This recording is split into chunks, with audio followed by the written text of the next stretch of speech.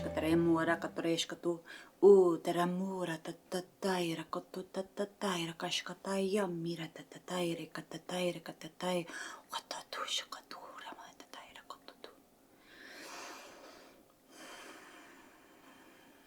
Welcome, friends. So a teaching came through around the energy of division, which there's a lot of these days. So I wanted to share this, and the way it came through was the truth around, is the earth flat? Is the earth round? And so there's this interesting dynamic here, right? Because most people, based on scientific evidential proof, is that the earth is round. And some people believe that it is flat. And so oftentimes, because this is an established truth, right? I'm putting it in quotes, which will make sense as I dive deeper into the understanding of truth. So often, people that believe that the earth is round feel the need to correct those that believe the earth is flat. If you're wondering, I do believe that the earth is round, and I believe that there might actually be more to the story, which I will get to. For some reason, right, and this is something to explore if you find this within yourself, if someone believes something that is in opposition or just different from what you believe, what is the need to prove them wrong or to correct them? Because the person that believes that the earth is flat, they are having an experience. It is purposeful for them. And if they are believing that the earth is flat and they are not harming anyone in this truth for them, it's not harming them to believe it. It might bring forth some oppositional divisive energy towards them if they talk about it. And maybe that is purposeful for them on their journey. So the point of this is that we all have different truths. And they're all constantly shifting and changing.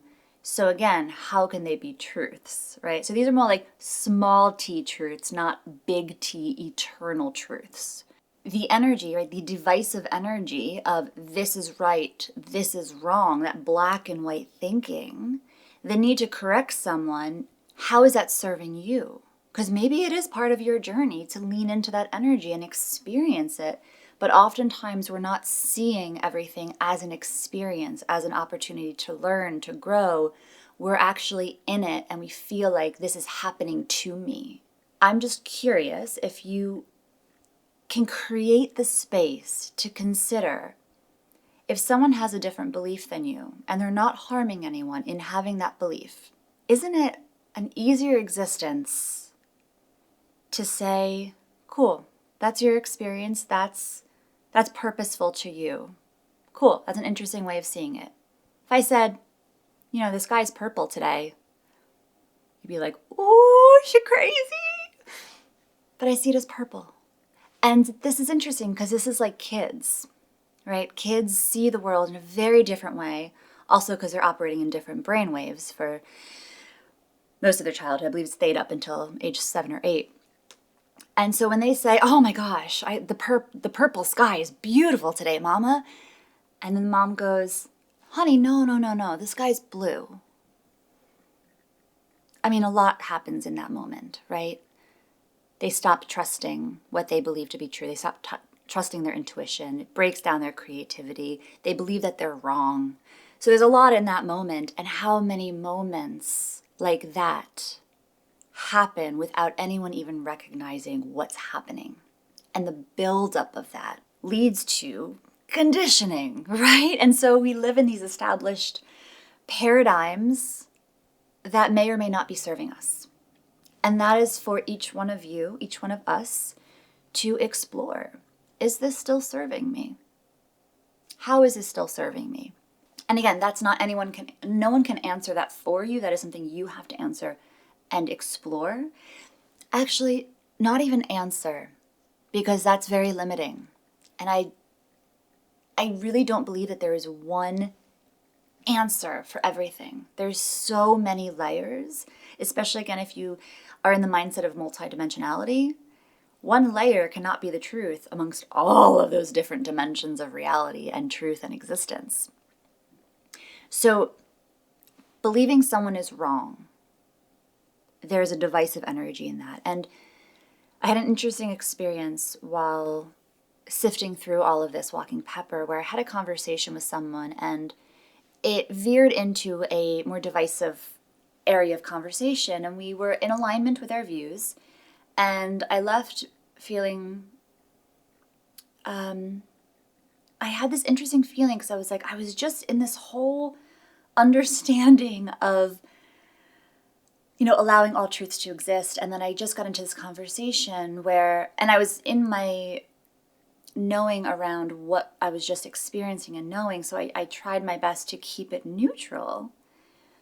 But I realized, and I was so grateful afterwards, I realized that the paradoxical nature is that so many people want the division to end. And yet, every time we talk about it, we are contributing to it.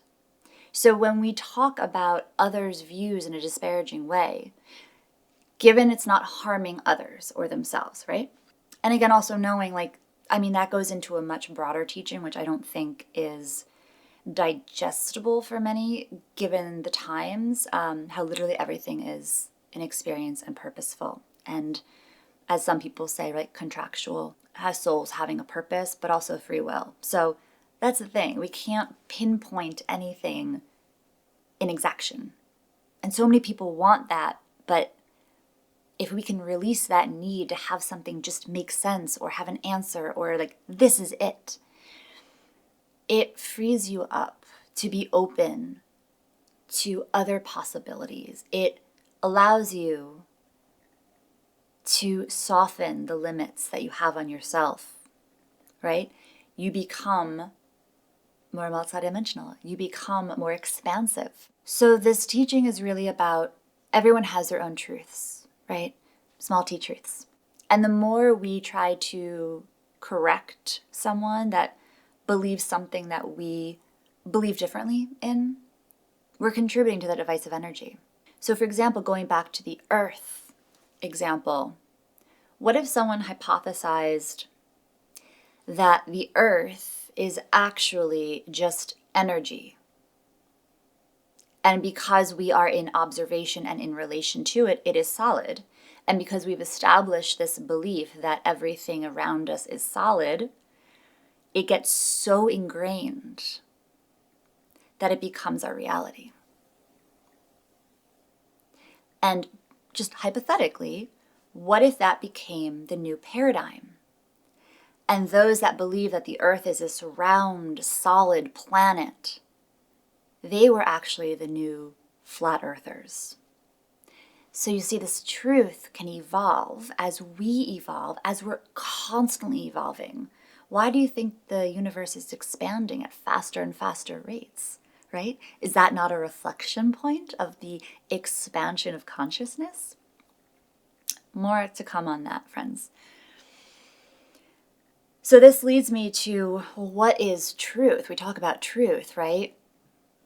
And I think it's important for people to understand what that word means for them, because there's truth, there's values, there's belief systems, and then there's conditioning and trauma and programming. There's so many factors involved. Again, why it can't really just be one exact answer. You have to sift through it all. It's like putting a puzzle together of, okay, this and this and this and this. They all come together to show me this image that I can maybe make sense of when all the pieces fit together. So for me, and this is just for me, I'm not saying that you need to believe this or that you should believe this or that you should even continue listening to me at all. But my big T truth is that everything is interconnected. There is a oneness through everything. There's a through line through everything. Everything is interconnected. And the more we engage in divisive energy, in the energy of separation, the more there will be war. The more people will be unhappy. The more people will feel lost. And it's so I'm very much a student of the guides. Paul Selig's work has been pivotal in my own journey. And the guides talk about war and how war has been present since the first person cast the stone. And I've been sitting with that because they also talk about, being in accord and alignment with war, even if you're like, I don't want this to happen, that we're still in accord and alignment to it. And so I've been sitting with this, sitting with the essence of war. And for me, and again, I don't know if this is true, but for me, it makes sense in this moment in time that the energy or the essence of war is separation, divisiveness. And as long as we believe that we are separate from one another, that we are separate from the land, that we are separate from everything, the energy of a war will be present in one way or another. And that's just how I'm understanding it right now, which again speaks to the entire conversation that I'm having with you. So that's my understanding. And I'm curious of your thoughts, so please don't be shy. Feel free to comment and share. And what I love about this before I go is if anyone is, on social media or in the world and someone says something negative about you or has a negative comment, it's so freeing to just be in a place of, okay, that's their experience. I honor your experience. I know it's not about me. I know that you're experiencing it in a certain way, and I was a conduit for you to have that experience.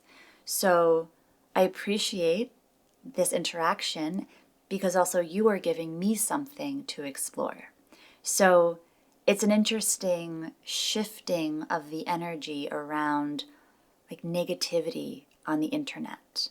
And there's a lot more to that. Again, so many layers, but just if you are on the receiving end of any sort of negativity from someone in any aspect of your life, seeing it through that lens, as I look at a lens, that just felt appropriate. It's a way of experiencing. It's all purposeful in one way or another, which may not come to light. But trusting in that is a much easier way to live. And if we are, and I do believe we create our own realities, right? There is a collective reality, and then we each have our own reality.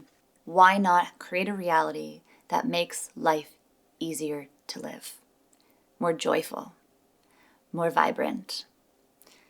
That is empowering, and you're always in choice of that. It may not feel like it. I had a very much of my experience thus far has been in that state, and so it's taken me a long time to get here. And so I just say that to also say that it is possible. And I also recognize that if you're in a deep, dark depression, it's really, really hard to even begin to see that as a possibility. And so I want to respect that and honor that. And also show that it is possible. So I'm going to leave it there. And I thank you so much. And as always, friends, stay curious.